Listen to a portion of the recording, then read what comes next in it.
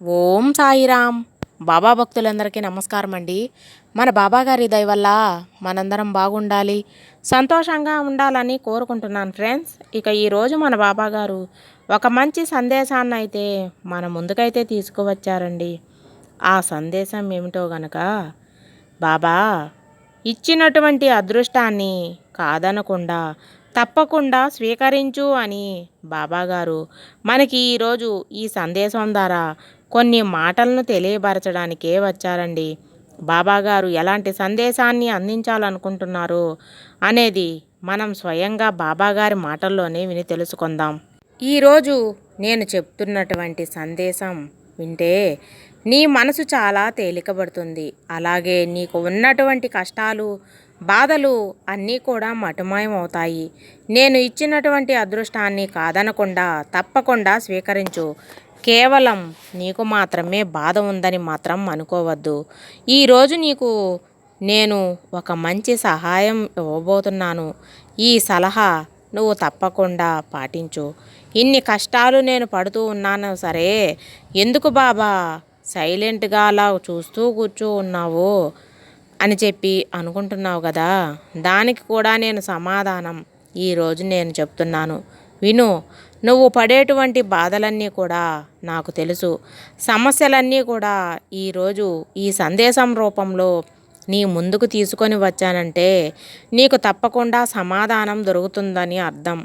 ఇంకా బాబా ఇలా చెప్తున్నారు, చూడమ్మా, నీవు బాధలు, సమస్యలు అన్నీ తొలగిపోయి నీకు అనుకూలమైనటువంటి రోజులు రావాలని చెప్పి నీకు నన్ను అడిగావు కదా, అలాగే రాబోతున్నాయి. కోట్లలో ఒక్కరికి మాత్రమే దక్కేటువంటి అదృష్టం నీకు ఈరోజు వరించేలాగా చెప్పుకోవచ్చు. ఎందుకంటే ఇన్ని ఇబ్బందులు పడుతున్న నీవు ధైర్యంగా ఉండేటువంటి రోజులలో అతి త్వరలోనే ఆసన్నం అవబోతున్నాయి. నువ్వు ధైర్యంగా ఉండాలి కదా. దేని గురించి కూడా ఆలోచించవద్దు, నేను ఉన్నాను. ఈరోజు నువ్వు నిజంగా అదృష్టవంతునివి, అదృష్టవంతురాలివి అని చెప్పుకోవాలి. నీకు ఎంత మంచి శుభవార్తలను అందించబోతున్నానో నువ్వు తెలుసుకుంటే నిజంగా ఈ జీవితంలో ఇంత మంచి శుభవార్తలను, ఇంత మంచి జీవితాన్ని నాకు నువ్వు అందేలా చేస్తున్నావా బాబా అని చెప్పి ఆశ్చర్యపోతావు. కాబట్టి ఈరోజు నీ కోసం నేను మంచి శుభవార్తను అయితే తప్పకుండా తీసుకువచ్చాను తల్లి. అంటే దాని వెనుక ఏదో ఒక పరమార్థం అయితే ఉంటుంది. మరి నీకు రావలసినటువంటి రుణబంధాలు, రుణబాధలు, ఆర్థికపరమైనటువంటి సమస్యలు, అలాగే నీకు ఏదైతే అప్పు తీసుకొని నీకు ఇవ్వకుండా బాధ పెడుతూ ఉన్నారో అటువంటి వారు తప్పకుండా నీకు ధనాన్ని తిరిగి ఇచ్చేస్తాను. ధన ప్రాప్తి నీకు కలిగిస్తున్నాను. అలాగే కొంతమంది నిన్ను బాధ పెట్టిన వారు తప్పు తెలుసుకొని వారు తిరిగి నీకు ఏదో ఒక విధంగా సహాయం చేసే విధంగా, లేదంటే వారి తప్పును సరిదిద్దుకునే విధంగా చేస్తాను. వారి తప్పుకు తప్పకుండా శిక్ష అయితే లభించేలా. అంటే నువ్వు ఏది కూడా పట్టించుకోవద్దు.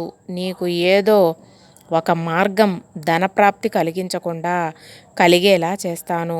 కొద్ది రోజుల్లోనే నీకున్నటువంటి ఆర్థికపరమైనటువంటి ఇబ్బందులు, అప్పులు అన్నీ కూడా తీరిపోయేలా చేస్తాను. నీకు ఉన్నటువంటి బాధలన్నీ కూడా ఒక్కొక్కటిగా నీ నుండి వెళ్ళిపోతాయి. నువ్వు కోరినవి నీకు తప్పకుండా అందుబాటులోకి అయితే వస్తాయి. అవన్నీ ఇవ్వడానికే నేను సిద్ధంగా ఉన్నాను. నేను ఎప్పుడు నీతో సిద్ధంగానే ఉంటూనే ఉన్నాను. నీ వెనక ఉండి నేను నడిపిస్తూ ఉంటాను. ప్రతిరోజు నేను నీకు ఒక అవకాశాన్ని కూడా ఇస్తూ ఉన్నాను. కానీ నువ్వే ఆ అవకాశాన్ని గుర్తించుకోవడం లేదు తల్లి. మరి ఆ అవకాశం ఈసారైనా నీకు దగ్గరికి వచ్చినప్పుడు జాగ్రత్తగా అవకాశాన్ని నువ్వు ఉపయోగించుకుంటావని అనుకుంటున్నాను. నువ్వు కోరుకున్నటువంటి మార్పులు నీ జీవితంలో నువ్వు చూడాలంటే ఏదైనా సరే, చిన్న అవకాశమో పెద్ద అవకాశమా అనేది చూడకుండా నీకు వచ్చినటువంటి పనిని నువ్వు ఎంచుకొని ఆ పనిలో చిన్న విజయాన్నైనా సంపాదించే ఆ విజయమే నీకు మరింత ఎక్కువగా అన్ని విధాలుగా ప్రతి ఒక్కరికి తెలిసి వచ్చేలా చేస్తుంది. తర్వాత నువ్వు సులభంగా నీకు కావలసినటువంటివన్నీ కూడా అందిపుచ్చుకోవచ్చు అన్నమాట. అలాగే నీ జీవితం అంతా కూడా ఇప్పటి వరకు నిరాశ నిస్పృహలతో ఉన్నావు. ఎప్పటికీ కూడా సంతోషంగా ఉండలేము అని చెప్పి అనుకుంటూ ఉన్నావు. కానీ నీ సంతోషం అనేది ఎలా ఉంటుందో నువ్వే చూస్తావు. నీ జీవితం ఎవరూ కూడా ఊహించని విధంగా మలుపులు తిరగబోతున్నాయంటే నిజమేనా? ఎప్పుడు కూడా మారిపోయాడు. వీడి జీవితం ఏంటిలా బ్రహ్మాండంగా ఉంది? ఏం జరిగింది? ఇంతలో ఏదో ఒక అద్భుతం, ఆశ్చర్యంగా వీరి జీవితం ఇంత మంచిగా మారిపోవడానికి కలిగినటువంటి కారణం అని చెప్పి నిన్ను ఎవరైతే అవహేళన చేశారో, ఎవరైతే నిన్ను స్వీకరించుకుంటున్నారో, ఎవరైతే నిన్ను అవమానపరచాలని చూస్తారో అలాంటి వారందరూ కూడా మక్కువ లేట్ వేసుకొని నీ జీవితం గురించి చర్చించుకునేలా, నీ కష్టాలన్నీ బాధలన్నీ తప్పకుండా శరణు వేడుకుంటున్నావు కదా, ఆ కష్టాలు నీ దరిదాపులకు కూడా రావు. అంటే వచ్చినప్పుడు అవి చిన్నపాటి సమస్యలుగా వెళ్ళిపోతాయని, కానీ నిన్ను మరింతగా ఇబ్బంది పెట్టేలా గురించి కానీ ఏ కష్టం ఉండదు. ఈ బాబా నమ్ము.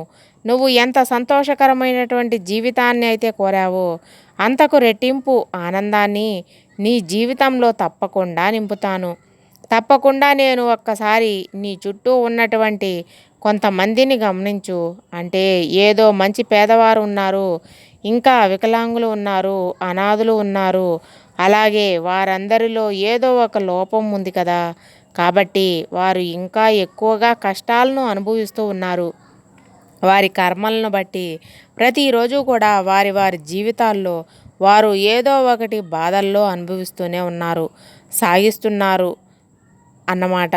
పైకి నవ్వుతూ ఉన్నప్పుడు లోపల వాళ్ళు ఎంత బాధగా ఉంటున్నారని నీకు తెలుసు. చూడమ్మా, ఒక విషయం చెప్తాను, నువ్వు జాగ్రత్తగా విను.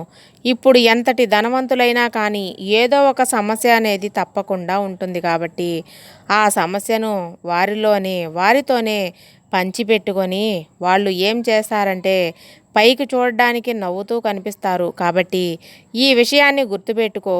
నువ్వు ఎప్పుడూ కూడా పక్కవారితో అసలు పోల్చుకోవద్దు. అలాగే వారిలా నీ జీవితం ఉండాలని ఆశలు పెట్టుకోవద్దు. రేపటి కర్మలను నువ్వు పునాది వేసుకున్న దానివి అవుతావన్నమాట. అర్థం కాలేదు కదా? నువ్వు ఎప్పుడైతే ఎదుటి వ్యక్తుల్లో పోల్చుకోవడం మొదలు పెడతావో ఆ రోజు నుండి నీ సంతోషాన్ని నువ్వు కొంచెం కొంచెం కోల్పోవడం మొదలు పెడతావు. ఇక వారికి ఉన్నది నీకు లేనిది లేదని చెప్పి ఇలా ప్రతిరోజు కూడా అనుకుంటూ ఉండటం కాదు, బాధే మిగులుతుంది. అలా అనుకోవడం వల్ల నీ దగ్గర లేనివి ఎవరో ఒకరి దగ్గర ఖచ్చితంగా ఉంటాయి. కాబట్టి ఈ విషయం పట్ల నువ్వు ఎందుకు ఆలోచించడం లేదు? నువ్వు పోల్చుకోవడం లేదు. మొదలుపెట్టినప్పుడు నీ ప్రపంచంలో చాలామంది కూడా నీతో అంటే సరిసమానులుగా నీకు కనిపించకపోవచ్చు. వారి దగ్గర ఉన్నవన్నీ కూడా నీ దగ్గర లేకుండా పోవచ్చు. అలా ఉండాలని చెప్పి ఎలా చెప్పు?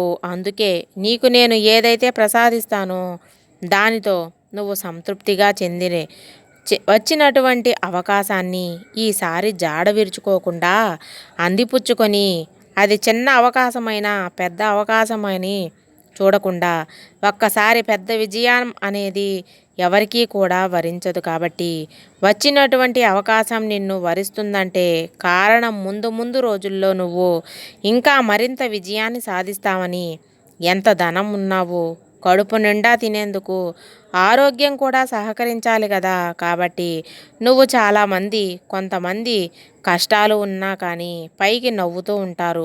కాబట్టి అటువంటి వారు సంతోషంగా, ఆనందంగా సరైనటువంటి తిండి, నిద్ర ఇవన్నీ ఉండదన్నమాట. కాబట్టి వారితో లేనటువంటి ప్రత్యేకత నీలో ఉంది. కాబట్టి నువ్వు సంతోషంగా నీ దగ్గర ఉన్న దాంట్లోనే ఆనందంగా నవ్వుతూ జీవిస్తూ ఉండు. అలాగే ఎంత పెద్ద కష్టం వచ్చినా కానీ, ఎన్ని సమస్యలు వచ్చినా ఓర్పుకొని ఇప్పటి వరకు నువ్వు ఉన్నావు. ఇక మీదట వచ్చేటువంటి చిన్న చిన్న కష్టాలను, సమస్యలను నువ్వు పారిపోవద్దు. కష్టాలే రావు అని చెప్పి బాబా అంటున్నాడు అని చెప్పి మరలా తిరిగి నన్నే ప్రశ్నించొద్దు. కష్టం అనేది లేకుండా ఏ మనిషి జీవితంలో ఉండదు. ఏ కష్టం అనేది మీతో పెద్ద సమస్యగా మిమ్మల్ని బాధ పెట్టినప్పుడే భగవంతునికి అప్పుడు నిందించాలి. నువ్వు నమ్ముకున్నటువంటి భగవంతుడు ఎప్పుడూ కూడా నిన్ను అన్యాయం చేయలేడు కూడా. కాబట్టి ఇప్పుడైనా సమస్యల గురించి, కష్టాల గురించి, లేని వాటి గురించి ఆలోచించకుండా నీకు దక్కవలసింది ఏదైనా కానీ దక్కే తీరుతుంది అని చెప్పి గుర్తుపెట్టుకో. ఒక్కోసారి ఆలస్యం జరిగినా కూడా నీకున్నదంతా కూడా మంచి జరుగుతుంది. భగవంతుడు ఒక్కోసారి ఆలస్యం చేసిన వారి జీవితాల్లో అద్భుతమైనటువంటి ఆనందకరమైనటువంటి జీవితాన్ని పరిచయం చేస్తాడు. తప్పకుండా నువ్వు సంతోషంగా ఉంటావని ఈ బాబా మరలా మరలా చెబుతున్నాడు. ఒక్కసారి ఆలోచించుకో. నేను చెప్తున్నటువంటి ప్రతి మాట నిజమని నువ్వు గుర్తించేసుకో. ఈ బాబా ఏది చెప్పినా అంతా నీ మంచి కోసమే చెబుతున్నాడని మాత్రం ఆలోచించు.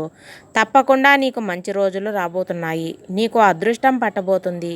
ఆ అదృష్టాన్ని నువ్వు కాలదన్నుకొని అంటే నీకు ఏ చిన్న అవకాశం వచ్చినా కూడా అది చిన్న అవకాశం కదా, చిన్న ఉద్యోగం కదా అని చెప్పి నువ్వు కాలదన్నుకోవద్దు. వచ్చిన అదృష్టాన్ని జాడ విడుచుకోవద్దు. ఈరోజు అతి చిన్నదిగా కనిపించినా కూడా ముందు ముందు రోజుల్లో ఆ అవకాశం అనేది మీకు పెద్దగా అవకాశంగా మారొచ్చు. ఆ కష్టం అనేది తొలగిపోయి చిన్న చిన్న సమస్యలను ఎదుర్కొన్న నీకు, పెద్ద పెద్ద కోరికలను అలవాటైన నీకు చిన్న ఏదైనా పని దొరికినప్పుడు ఆ పనిని అలాగే చేసుకుంటూ వెళ్ళిపోతూ ఉంటే కనుక అందులో నీకు మంచి విజయం లభిస్తుంది. అది పెద్ద అవకాశంగా మారి నీ జీవితంలో ఎన్నో రకాలుగా మంచి మార్పులను తీసుకువస్తుంది. ఇదండి మన బాబాగారు మనకు అందించే సందేశం. మీకు అందరికీ నచ్చిందని అనుకుంటున్నాను ఫ్రెండ్స్. సర్వేజన సుఖినో భవంతు. జై సాయిరామ్.